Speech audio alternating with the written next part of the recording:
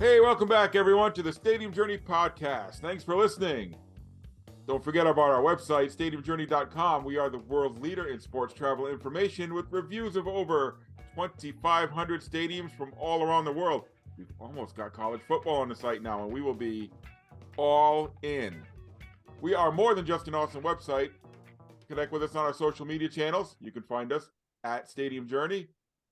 And you're here with us on the Stadium Journey podcast. If you would like to find audio versions of the podcast to listen at your desk at work or in your car while you're driving to work or driving to a game, wherever, very easy to find us. Just type in HIAC Talk Radio Network wherever you find your favorite podcasts. And there we are. If you would rather watch the podcast, you can find all of our old episodes on Stadium Journey's YouTube page. And if you want to be part of our live studio audience, we record live every other Tuesday night at 7 Eastern at danlaw.tv. Let me take a second and introduce the crew. We're all here tonight. Dave Cotney's here. Follow him online at ProFan9. Mark Viquez can be found eating Taylor ham at Ballpark Hunter. But Dan Colachico can be found eating pork roll at Dan Law. I wish. I was just trying to start the Jersey thing now, you know. And I am Paul Baker. You can follow me at PuckmanRI. Tonight, we are very excited to be joined by Tim Parks. He is the founder of the MLB Ballpark Passport program here. I'm displaying the big book here.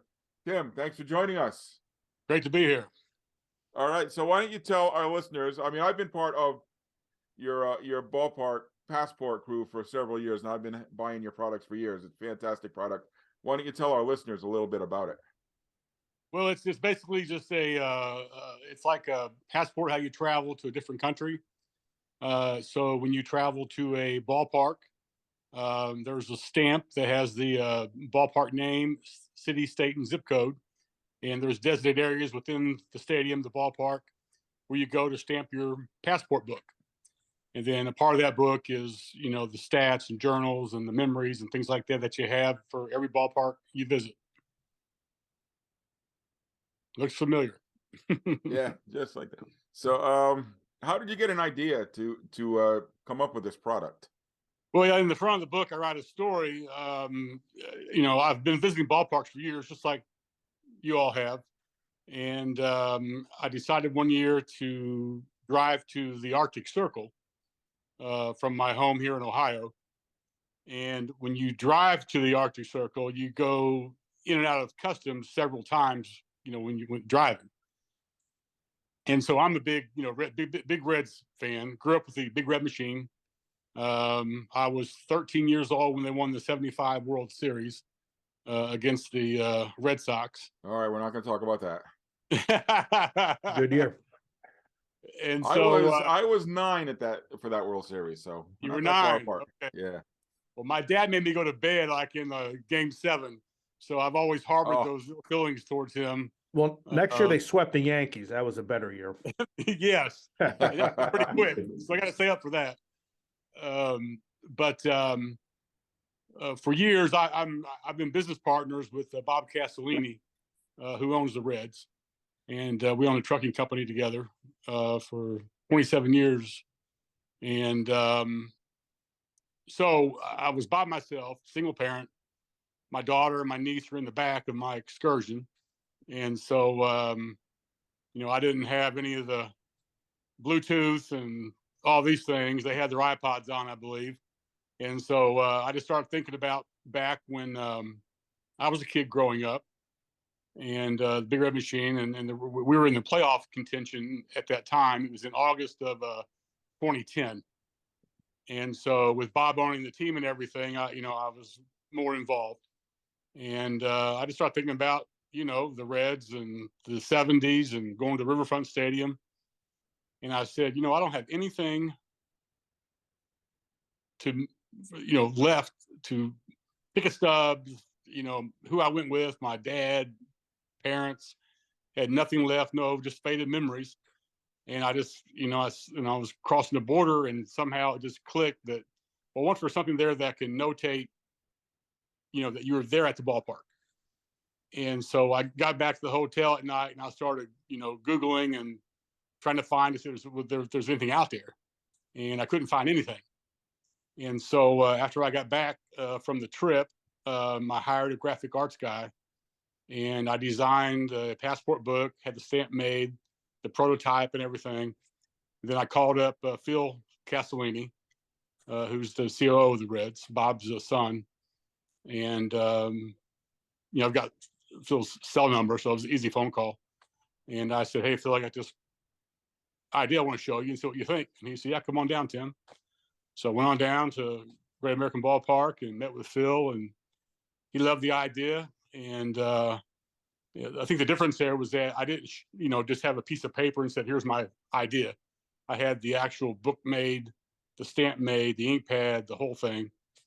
And he said, can I take all this stuff with me to the winter meetings in Orlando to show MLB?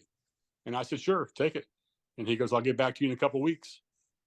And sure enough, after a couple of weeks, he gives me a call and says, hey, MLB loves your idea. They want you to come on down and have a conference call here at the ballpark. And so I said, okay, cool. So I went on down, and there were 7 or 8 VPs on the phone and all these people. And they, hey, we love the idea, and we're going to give you the license. And that's kind of how it all started. That's amazing. And how serendipitous now, because you're talking about not having that physical memento. Back in the day, a lot of people would use ticket stubs for that purpose. Yes. Nowadays, paper ticket stubs are almost extinct. So this is a great way to commemorate things now. Yeah. It puts you the only place you can get that stamp is inside the ballpark. So that's what made it just like going to France or wherever else. To get that stamp, you've got to be in their country. So to get this stamp, you've got to be in the ballpark. Yeah, and I would say programs. When I was a kid, I always collected a program, and every team had a program. Some were better than others. Now I'm noticing some teams just have these little cheap programs or none at all. Or you have to scan it, and it's all digital. Scan it. Yeah. So there's another necessity for the stamps. Yeah, they've kind of, what MLB really liked and what I liked about this whole thing was that it's all old school. There's nothing high tech about this book. If it was, I probably couldn't do it. But you have to stamp your book. You have to use an ink pen or something to write in the book. You have to keep the stats. You've got some stickers. I mean, it's all manual. There's nothing digital about it at all. And that was part of the concept, was that when you move on, when you want to hand something down to your kids or to your grandkids, they don't want a hand typed letter, off your phone or off a computer. Having something in someone's handwriting makes it personal, and it makes it something that you can cherish, that like an heirloom. So, your own words about who you saw, the players and things. And so that's how it was all designed. And it's kind of taken off from the first book, because you now have several different styles of books, depending on how a person wants to personalize their own journey, baseball, or their baseball travels, or what have you. Yeah, it's certainly evolved, so it's meeting the I guess the needs or the demands of the fans, what they want. And so, and doing that without making competing products against each other. So we have the one big book for visiting all 30 ballparks. It's specifically for that one right there. And then we have the game day journal, which I personally love because I have better games in it than I have in my brown book. And then if you just like to collect stamps that shows you were there, we have the validation passport right there. And geez, I'm a pretty good customer, huh? You are. And then we have a spring training book and a minor league book. So I gotta say too, I like the little book here, because you can just stamp away and you fit a whole bunch of stamps. I love looking back and seeing where I can just chronicle my road trips that I've taken. So yeah, we can look at that and you can see the dates, and it automatically just takes you back to that game. So Tim, once you got like Major League Baseball on board, how difficult was it to? It almost seems like backwards. Like usually you would go from the bottom and then kind of go up to the top, but you kind of went from the top and and Yeah. went back down. How hard was it to get everybody on board, like in the minor leagues and everywhere Well, else? when they send you, after they told me all the stuff they wanted to do it and everything, I literally had about 3 weeks to try and get the red season passport. But that was the one book we had that year, was just a red season passport, to try and get that thing done. But when they sent all the information of all the forms they had to sign, the license agreements and things, they had a I guess a cover sheet, and it says the odds of you getting an MLB license are, if you've got, you got to have at least 3 years experience in baseball. I had none. It had all these things, and I struck out on every single thing. I didn't have experience with any of it. I ran a trucking company, not a sports company. I didn't. It was a new product, and so they just really liked the idea. And we don't advertise, and we've never advertised ever since we've started. And so we have our Facebook group where I do some things there, but everything's been word of mouth, and it's been really quite extraordinary, the way it's taken off. It's a 1 in a million, So, and here we are. This is year number 13, 12 for having a book. So. Yeah, I know you started off just doing you said you started doing Cincinnati, then you just did the majors, went all the way to do minors. And I've got to imagine, like Dave was saying, that what a physical nightmare that was, trying to get all this material. And actually, I know, because I think I was the first year you did the minor leagues is when I learned about this program and started stamping from different parks. And your level of cooperation, shall we say, from the different teams, were you had different levels all over the country. I mean, it was, like I said, it was a brand new. They couldn't understand, like, well, why do we have to have a stamp if we're not selling the book? I'm like, well, you've got to have a stamp because it's part of my license agreement. So and now, like I said, we're so many years into it. They now see the benefits of having the stamp in the team store, the foot traffic. Maybe they'll buy something else. It's now growing where the teams are getting so many requests that they then wanted it in their guest relations offices as well, and then there the teams give out all the information about their ballpark, about their team, about their specials, things like this. So it's been a win-win for everybody. It really has. Yeah. I remember that first season going to a ball game, and nobody could find, and more than one park, nobody could find the stamp. Who's got the stamp? Wait, it's over here. Like, well, let's run somebody up to the front office. I think I saw it in an envelope up there. And there were more than one time where I say you were fantastic trying to get this off the ground. There were many times where I called you from a ballpark. I remember calling you from South Bend, Indiana. And they don't have a stamp. Like, yes, they do. To talk to so and so, they went up to talk to so and so and the stamp, and there it is, and I got it in my book. But so, how many times did you run into that where? Maybe this is a question more for Paul, or where you ran into that, like, hey, can you stamp this? And then you got like, what the hell are you talking about? More than I want to discuss. Well, I know, Tim, I know if you were answering my phone calls, there were probably a couple hundred people out there doing the same thing from time to time. So, yeah, I mean, you got to imagine that there was 160 minor league teams. There were more teams, yeah. Yeah, which means you're looking at 320 stamps, so one to the teams, one I kept for myself in case that stamp did get lost, so I could overnight it or something to get it to the ballpark. And of course, the minors, there's such turnover in staffing and especially in the store. So it was somebody new every year, and it's just gotten 1,000 times, 1,000% better. I'll still have an occasional, where an intern is thrown into the store and they have no idea, but for the most part, fans now know that, hey, it's there. So, oh yeah, what a difference from year one, no doubt. Oh my goodness, yeah, but night and day. So let's sort of walk through a case, maybe a future case study. So in, I don't know, let's say 4 years, there's going to be a new ballpark in Las Vegas, and I'm assuming it's going to be the Las Vegas Athletics will be moving there. So take us through the process, because you're going to have to produce a whole new book, right? What would that process look like from kind of beginning to, okay, here we are, first day in Vegas, we're ready to go?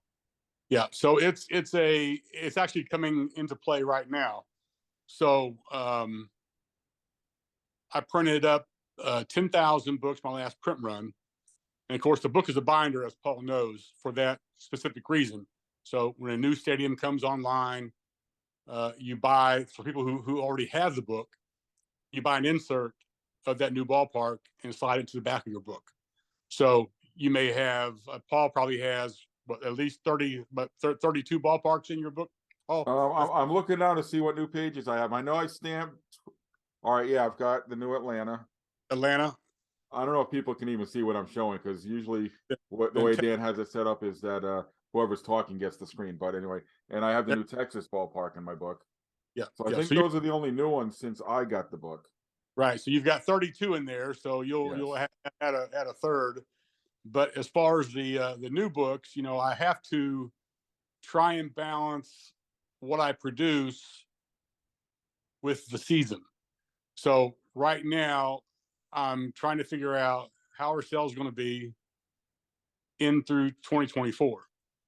I can't have 10,000 books of Oakland A's in my book, with Las Vegas starting shortly thereafter. So I'm trying now. So I have to reprint, because I sold way more than what I thought I would already this year. What a horrible problem that is, huh? Yeah, I've turned down, I think, 4 teams in the last 3 or 4 days where they wanted to reorder the books, and I just said, I don't have any to send you. So good problems to have. But so yeah, so I'll I have to wait until the team finalizes their ballpark plans. Kind of like what Texas, I've gone through it twice now, so I know what it's going to be like. So gather that information, get the stadium seating chart, all the information about the ballpark, the lines, left field, all those things. Get that together, and then once I get all that information, it's pretty simple. So MLB has to sign off on it and approve it, and then you're good to go. And then we'll produce the books probably about a month before the season starts, most likely, in that case. And how loudly do you curse when there is a naming rights change? Well, great question, because there was a number of cursing situations that I had here with AT&T Park in San Francisco, US Cellular in Chicago, Marlins Park to Lone Depot Park, Seattle from Safeco to T-Mobile, Milwaukee. So what I did this time, actually the last several print runs, was that I changed, instead of saying, like in Paul's book, it has the ballpark name, right? Where am I looking? The sponsor, like on the insert, the Sun Trust. The new one. Yeah. The Truist Park. Yes. 2 years. 2 years after it was built. So what I've done now is that I have just I took out the sponsor name out of the book, and I have just the team name. So now it's just, the teams, all 30. Yeah. You're right, because here's Texas, the next one that came in. Texas Rangers. Yep. Yeah, and here too, it just says Texas Rangers. Doesn't say Globe Life Field. And so then once I thought I was safe by doing that, they turned around and went from Indians to the Guardians.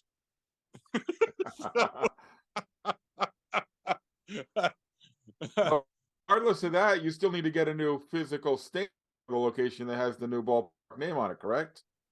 Yes, yes, yeah. So whatever the name of the ballpark is, it's much easier to get a new stamp than it is to, reprint 10,000. Yeah. And how many ballparks change over every year? Probably like good 5 to 10. As far as the sponsor names, Yeah. they're not like it seems like it, but it's not that bad. They usually sign long-term agreements. So it's one or two. It's not bad. So bad. And so this is more than just the products. I mean, you have, like you said, you have all the different kinds of books. There's also a community that you have built, or that has built itself around the joy of stamping. I'm talking about the Stampeders group on Facebook. That's really just taken off. It's been a great resource for fans who like to travel around. Yeah, well, it's kind of like mirrored after your podcast. You guys stick to what you're good at, right? And you discuss those topics. And the biggest issue that most folks have with Facebook is that it becomes political. It becomes a place to vent. It becomes all that you're trying to get away from, especially if you're going to the ballpark. And so, the biggest challenge has been to keep it, in focus, what it's about, its purpose. It's about stamping. It's about ballparks. It's not about, how the Reds did, or how the Dodgers did, or how bad the Red Sox did. It's about stamping and your experience. And people come there because it's a respite. It's a way for them to get away from just the everyday grind of life. And it's been a real joy. A lot of great people in there, just like yourself. Just a lot of great people. Did you hear that? He said we're good at something. Well, we haven't fooled so far. And yeah, Tim, you're absolutely right, because that's a great way to get it. Great spot to get away from the political rants that you see on social media. And also, like, I'm in a lot of other ballpark groups where people who like to travel, and it often turns into, well, I've been to 350 ballparks. Well, I've been to 175. And the Stampeders group they try to stay away from that kind of stuff. So it's really a nice place to be part of a community. Well, go ahead. I'm sorry. Well, no, I was going to say that the group, I wasn't starting the group. It actually, Ballpark. I was a member of Ballpark Chasers back, years ago, early on, and it was, just something I didn't want to be a part of, and that really is what caused me to start the Facebook group, was to get away from all that rhetoric that you see probably daily. I'm not saying there's good people over there too, and a lot of the members, they belong to both groups, but the tone is much different, and that's fine, and there are places for that, for that sort of thing. It's just not in my group. I want to be fun. I want to be, family like. I want, if kids or teenagers look and see their stamp posted and, get excited about, baseball and being involved, and that's what I want, is that sort of atmosphere. And out of that group, you've also hosted some events through the Passport program. Yes, quite a few. You do an annual one in Cincinnati every year, correct? Yes, every year. We call it the GABP Stampede. Not to be confused with the Calgary Stampede. Not to be confused with the Calgary Stampede. Exactly right. One of my coworkers going to the Calgary Stampede, by the way. Just a little aside. Yeah. There's an event every year that you do in Cincinnati. I know I had the pleasure to attend one you did in Cooperstown one year, and yes. I've talked about that on this podcast. It was an absolute blast. Yes, it was. Yeah, I was hoping to do Field of Dreams again this year, but they have a lot of construction and things going on out there right now, so we couldn't do that. But yeah, I mean, it's just great. I make it to where, you have to have a big book, the leather book, to attend. And we have the insert and things, special made, special stamps, guest speakers. Last year, I think the Stampede, we had George Foster, who terrorized the Red Sox and the Yankees for a couple of years there. And so it was great, George. So it's just great getting everybody together. You put names with faces, and so it's been a lot of fun. Have you ever had any thought? I know you and I think we've talked about this, but since you're on the podcast, I'm going to ask you the questions anyway. Have you ever had any thought to expanding this to other sports? Actually, I know the first couple of years, the NFL approached me through the Bengals, and I actually had a Bengals prototype made for them. And the NFL, of course, now you're talking about the early years, and they wanted $100,000 just to start. And so I kindly passed on that. Not because of the really much as the money. It was I never heard about a lot of people that did that. Baseball, summertime, you're wearing shorts, you're having a beer, it's more relaxed. I don't see a lot of people in the cold weather cities carrying a book around in a parka, trying to fill it out during the game. So I've had discussions with the NBA in New York City at a Mets game.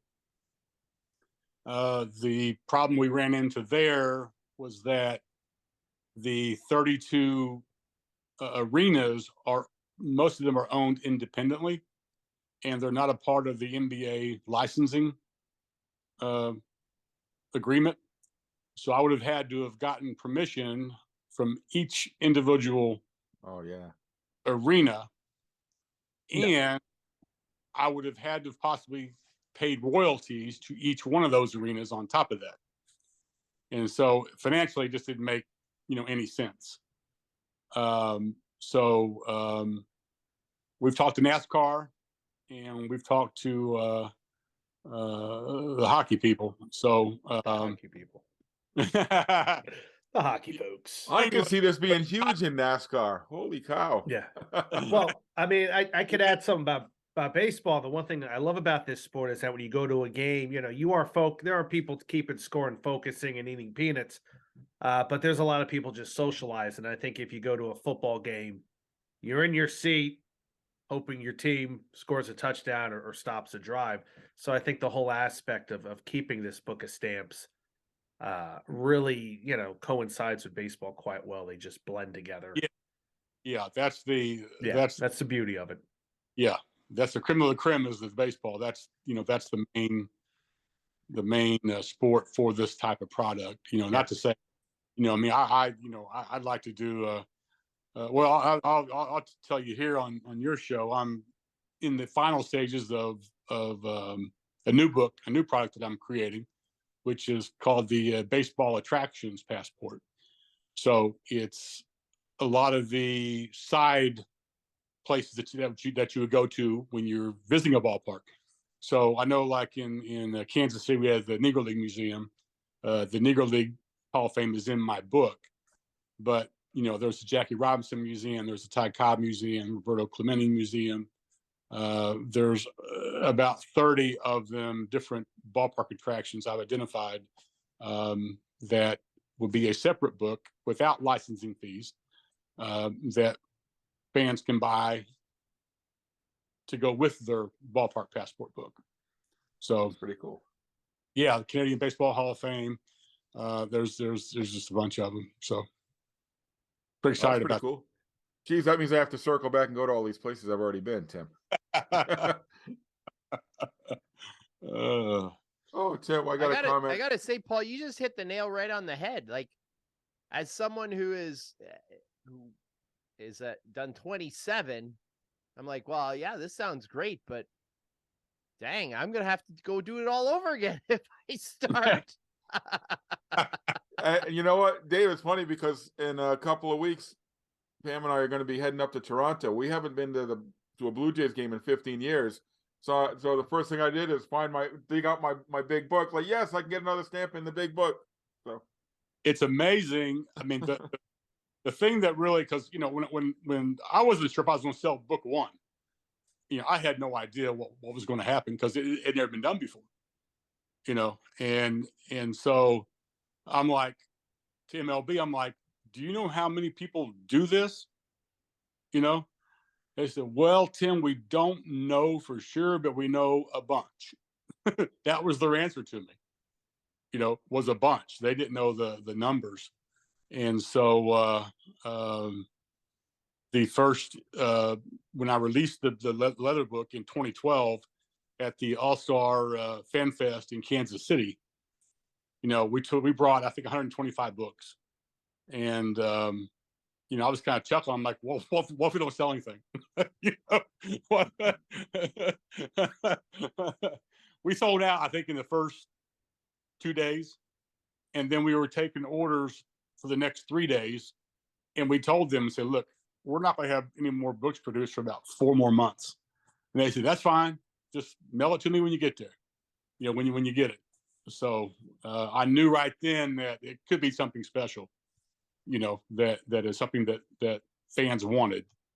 So, and now it's just, I've been blessed. That's all I can, it's, it's been fans like yourself. It's been the people in the group, the word of mouth, enjoying it. I've had lawyers in divorce cases arguing over the book. That was the main item, was the book.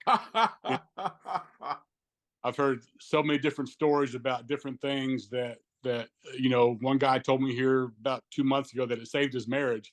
And I'm just sitting there thinking, I'm not sure how that saved your marriage, but I'm glad you saved it, But it's all about the love of baseball. We all connect to it as sports fans, with our parents, with our siblings, with our kids, grandkids. I'm not so sure the other sports do that. I know they do, especially in Green Bay, for example. It's all about the Packers. But yeah, it's been quite the journey.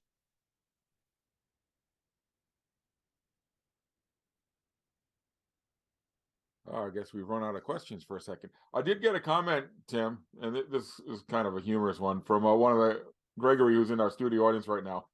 He asked, is Tim Parks your real name or a nickname? Because that's an awesome name for a ballpark guy if it's your real name.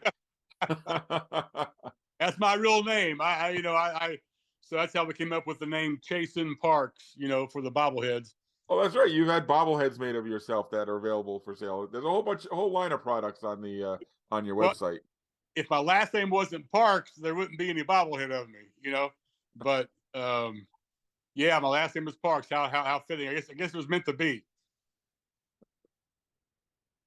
So I guess since we are the Stadium Journey podcast, what we like to have all our guests do is talk a little bit about some of their favorite places to check out, some of their favorite parks, their favorite experiences, some great memories. And that all ties in, like you said, it all ties in with the passport program. You guys do an amazing job. You really do. So I know. You hear that? He said we're amazing too. Yeah, That's two compliments. Two. We're good for the year. We gotta have Tim on the show more often, right? That will do for you. So I know you're a season ticket holder at Great American Ballpark, so that's got to be up near your favorites. Are there any other ballparks that really just kind of do it for you, that are right up there for you?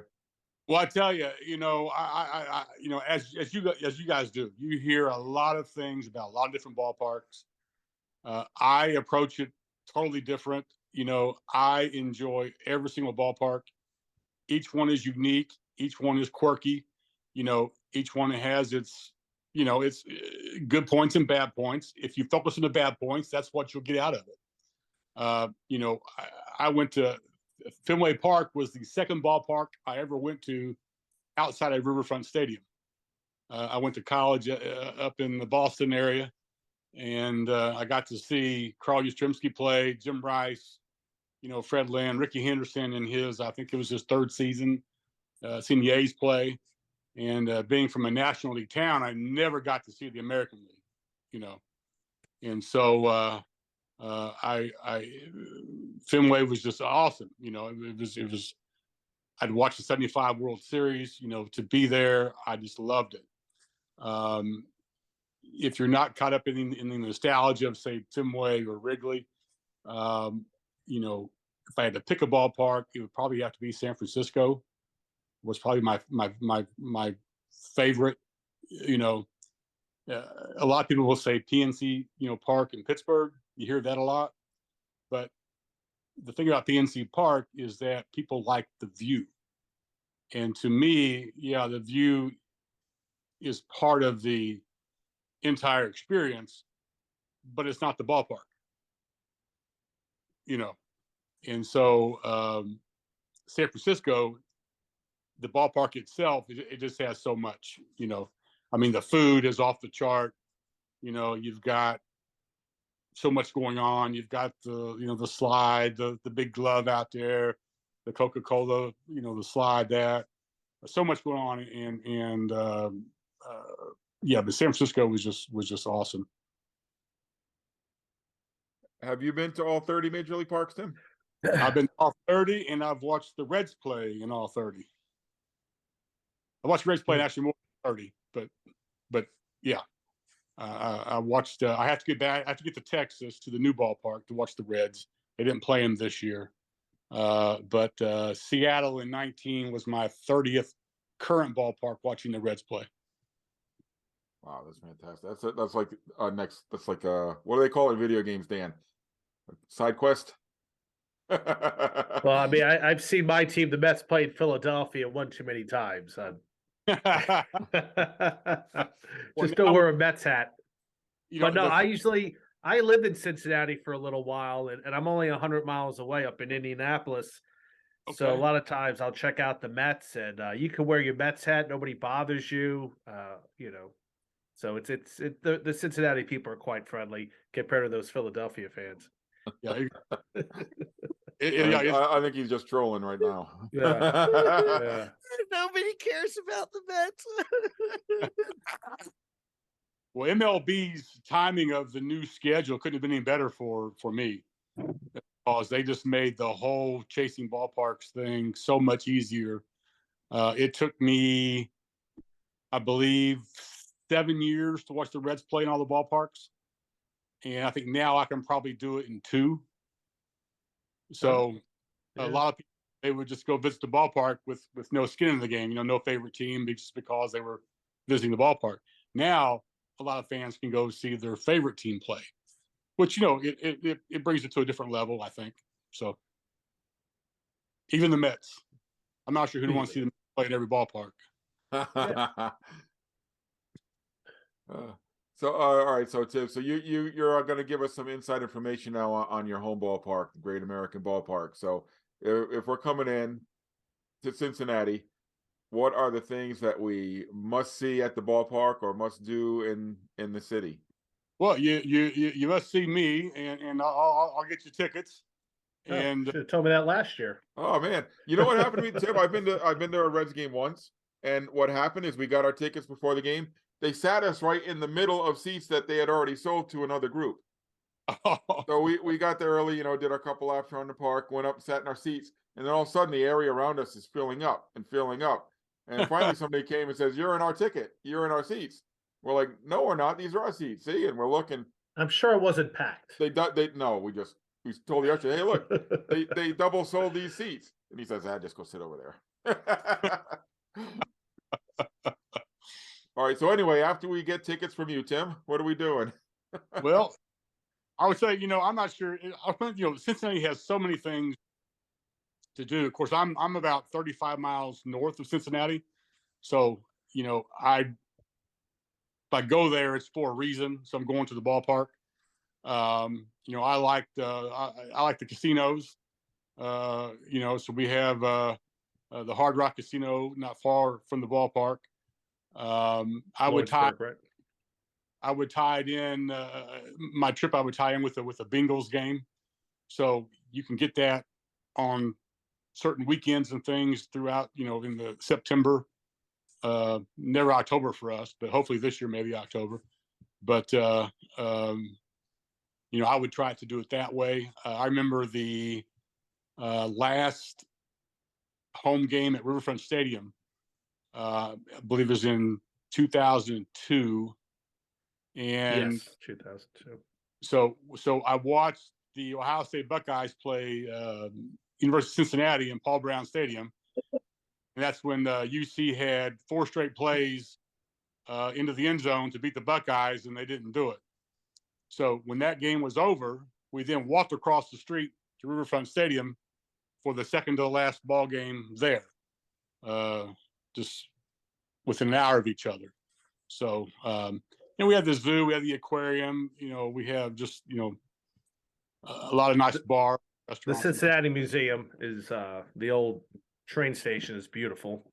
Yes, Union Center, Union Yeah. Terminal. Jungle Gyms. Are you a fan? In Fairfield, a little bit north. Oh, yeah. Go to best supermarket in the country. No competition. Yes, by far. And are you a Skyline or Gold Star kind of guy? I actually got that question today from a Stampeder on a message. And It comes with the territory. it's pictures of Skyline, right? And I said, I'm a Gold Star guy. Nice. Not a lot of people say Gold Star. I always go for Gold Star since it's it doesn't get the love like Skyline does. Yeah, it doesn't, but I like it better. That's my preference. So, yeah. Okay. And that's Cincinnati style chili for all you folks thinking, what the heck is Mark talking about? It's food, obviously. So yeah. You have to try it. It's not for everyone, but and a lot of people come in, they're I think it's kind of like the Dodger dog, they have one, they're like, I don't get it. I feel the same way about Fenway Franks. It's like, what? Yeah. Yeah. Dodger dogs, they say that's like a different type of dog. I don't. Yeah. Do they sell Skyline chili at the ballpark? Yeah. Yeah. The Conies. They do. Yeah. The Oh, Conies. so it's not the spaghetti with all the stuff on top of it, is it? No, it's the cone. I can't imagine sitting in my seat at a ball game. That's the only problem I have with Skyline Conies or Conies in general is they're too small. Make them big. Make them big. Make them big. Yeah. They're all bread and cheese, right? There's no. I mean, it's such a weird experience to have. I mean, when I went to the Miami hockey game with Dave and his son, they were dropping Skyline gift cards in parachutes. It's everywhere you go in that region. And then when you step out, it kind of, it's not that popular. So. Yeah, I mean, I get asked all the time, and I stay as far away from it as I possibly can. People say, what food should I eat at the ballpark? What's the must? And I'm like, I'm not telling you. Go to the ballpark. If you have one meal to eat, I don't want to screw it up because there's a lot. Marks, he told me this was going to be awesome, and it was awful. Well, it's going to be overpriced. Let's be honest. Yeah, there's a lot of one thing about Great American. The local Cincinnati food scene is definitely on par there. Beer as well, food, whether it's Frisch's Big Boy, Mets. Graders. I don't know if they have Geta on there. I think I saw that one time on Fries. It's all there. All these Cincinnati little delicacies. Yeah, tons of options. Yeah. But if somebody has say they're on a limited budget, or it's their one meal, and like Paul just said, they spend $50 on something, and you said this was the best, poutine ever. It was horrible. And I ate it and I'm full and I got sick and I don't want to cause that. I'm going to Cincinnati to eat poutine. Yeah, it's amazing what you tell people. Again, like somebody asked me what I should get at Citi Field in New York last year. I said, I have no idea. I haven't been there in 10 years, so I would get something before the game. Get a slice of pizza somewhere. Get some. That's my stat answer when someone asks me what do I get at the ballpark? I say you eat before you go in. Yeah, eat before you go in. Like at the Sky Dome in Toronto, they still got the hot dog carts out there. Oh the yeah, big hot. I love those things. That's something I would tell somebody to get. They're Inflation, but they're still there. yeah. I mean, I don't. Hopefully, everything is on the up and up. But they used to be very cheap. It used to be a very cheap meal. I don't know what that Used is to like. be, yeah. Used to Oh, be able to used get to. a nice Oktoberfest sausage for $2, but Yeah. Same thing at Fenway used to be able to do that. The sausage those vendors. days are Oh, gone. man, we're showing our age. All right, you guys Back in making me hungry. 1993. So Like I have to Well, tell my father-in-law, it's not 1975 anymore. yeah, well, that's going to be me. It's not. Yeah, it'll be like that 20 years from now. Toronto was the one ballpark that I actually passed on ballpark food because I had reservations up in the CN Tower restaurant. Oh, nice. Yeah. After the That's nice. That's a good spot. yeah, very good. And it's more economical than you think, because if you get reservations up at the top, you don't have to pay admission to go up. Yeah, And that's like $30 or something crazy Really? like that. That's an insider's tip right there. There you Yeah, go. and- If I only knew somebody who was going to Toronto next week, maybe they could take advantage. I'm going on Yeah. Canada Day, man. I'm not getting up that tower. Well, I would go, but my wife's passport has expired, so I mean, I could All go. right. All right, Yeah. I guess before we wrap everything up, let's give you a chance to advertise your website and your stuff here, so people can know where to go if they've been listening to the podcast and now they want to check out all the great products of the Passport program. Well, thank you. It's MLB Ballpark Passport.com. All right, and they've got all the books, all the merchandise, everything you could possibly want, and more. It's licensed by MLB. Everything is legit. Went through that whole thing. It's just been a lot of fun. It's just a great program, and it's more than just a business. It's as you guys know, it's a love of the game. Passion. Love I get it. for passion, and that I was raised with, and hopefully this younger generation, they got a lot of things to grab their attention, and hopefully this can play a small part in getting them back in the ballpark, doing things with their parents, with their brothers and sisters, that they can enjoy for years to come. So, yeah, and thank you guys so much. I've enjoyed this. I appreciate it. Oh, right. we've been trying to get you on for years, Tim. Well, I've been trying to get you on for years, so glad we are finally able to make it work. Oh yeah, well I literally, when you said, I said, yeah, I can make it work. I can do it. So if I can, I do. If I can't, All right. So, and if people want to check out the Stampeders Facebook group, do you have to be a Stampeder and have the products to be a part of that group? No, you don't. I know it helps. It certainly helps. I know you don't, but you don't have to be. But come and see what it's all about. See others. The joy they get and what they do. And if it's something that you like, it's not for everybody, but if it's something you like, get a book, stamp in on the fun. All right. So that's all the time we have for tonight. Thanks everyone for listening. And Tim, thanks again for joining us.